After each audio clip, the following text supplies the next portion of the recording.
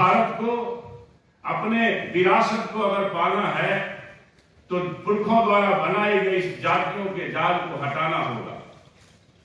प्रभु श्री राम मर्यादा पुरुषोत्तम इस जाति व्यवस्था से दुखी थे, तभी तो सबरी के जूट में खा करके दुनिया को दिखा। जैसे कि यहाँ मंत्री जी बता रहे थे, मैं उसमें ज्यादा नहीं जानना चाहूंगा क्योंकि आज का वह विषय नहीं है। परंतु हिंदू संस्कृति में अगर कुछ गलतियां आ चुकी हैं, उसको हम हिंदू संस्कृति नहीं मानते, वो विकृति थी, उसको हम निकाल कर आगे बढ़ेंगे। किसी भी व्यक्ति के जीवन में, किसी भी राष्ट्र के जीवन में, किसी भी समाज के जीवन में विकृतियां आ सकती हैं। नमस्कार, आप देख रहे हैं न्यूज़ फॉर नेशन और मैं हूं सांत्वना आपके साथ। बिहार सरकार के शिक्षा मंत्री प्रोफेसर चंद्रशेखर इन दिनों अपने बयान को लेकर लगातार सवालों के घेरे में हैं, जहां उन पर कई तरह के आरोप लगे तो कई तरह की टिप्पणियां भी की गई। बजट सत्र के दौरान सदन के भीतर वो धर्म ग्रंथों को लेकर भी पहुंच गए थे, जिसको लेकर भी विवाद छिड़ गया था। अब दूसरी तरफ मौका था पाटलिपुत्र विश्वविद्यालय के कार्यक्रम का, जहां मुख्य अतिथि के तौर पर बिहार के गवर्नर भी पहुंचे थे।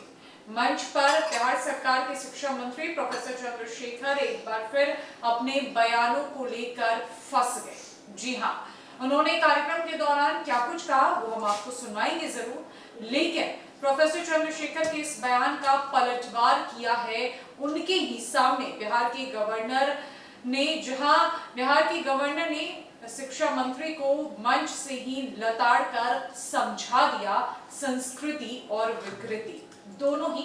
हम आपको ये वीडियो दिखाएंगे, जरा वीडियो को गौर से देखिए और सुनकर समझने की कोशिश कीजिए कि किस तरीके से प्रोफेसर चंद्रशेखर एक बार फिर फंस गए और बिहार के नए गवर्नर किस तरीके से एक्शन मोड में नजर आ रहे हैं। भारत को अपने विरासत को अगर पाना है तो पुरखों द्वारा बनाई गई जातियों के जाल को हटाना होगा। प्रभु श्री राम मर्यादा पुरुषोत्तम इस जाति व्यवस्था से दुखी थे, तभी तो सबरी के जूट में खा करके दुनिया को दिखा। जैसे कि यहाँ मंत्री जी बता रहे थे, मैं उसमें ज्यादा नहीं जानना चाहूंगा क्योंकि आज का वह विषय नहीं है। परंतु हिंदू संस्कृति में अगर कुछ गलतियां आ चुकी हैं, उसको हम हिंदू संस्कृति नहीं मानते, वो विकृति थी, उसको हम निकाल कर आगे बढ़ेंगे।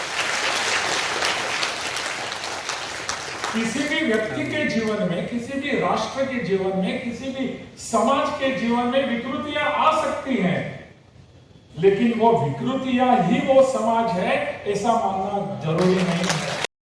बताते चले कि पाटलिपुत्र विवि की स्थापना दिवस समारोह में शिक्षा मंत्री डॉक्टर चंद्रशेखर ने रविवार को एक बार फिर विवादित बयान दिया। उन्होंने कहा कि सचिवालय में जाति के नाम पर संचिका रुक जाती है। हिंदू जहां भी जाते हैं जाति की विकृति लेकर जाते हैं।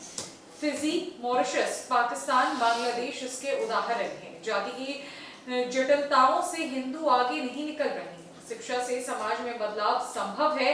हिंदुओं को अलग अलग जातियों में बांटने से विवाद बढ़ता जा रहा है। विश्व गुरु बनने के लिए जातियों के बंधन को तोड़ना होगा।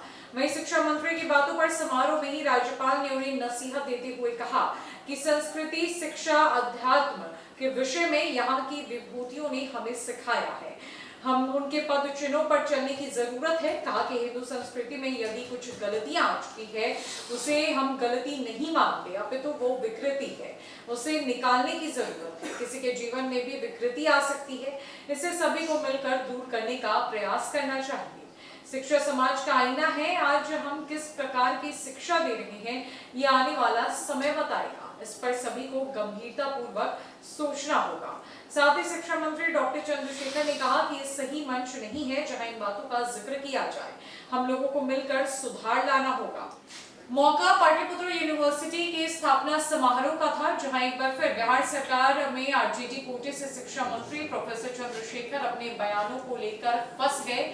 उनके द्वारा जातियों को लेकर विवादित बयान दिया गया, जहां बिहार के गवर्नर ने उन्हें मंच पर से ही सबके बीच नसीहत दे डाली और समझाने की पूरी कोशिश की ये एक तरह का जो विवाद था वो समारोह के मंच पर ही देखने को मिला, जहां एक तरफ आरजेडी तो दूसरी तरफ बिहार के गवर्नर थे।